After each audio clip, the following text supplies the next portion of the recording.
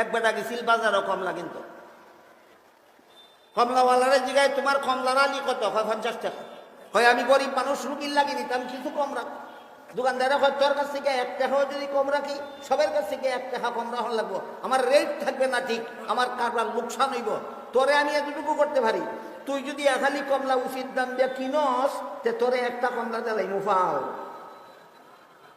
একটা কমলা দিকে অগল দই দিব না গরিব রে, একজন গরিব রে দয়া করিয়া।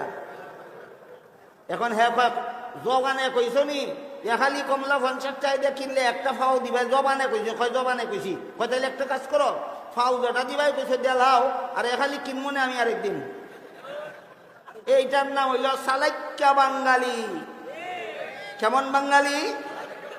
আসেন বুঝি আপনারা। ইমান আমল আল্লাহর কাছে বেচা, জান্নাত কিনছে, ইমান ঠিক রাখতে রাজি না, আমল সংশোধন করতে রাজি না।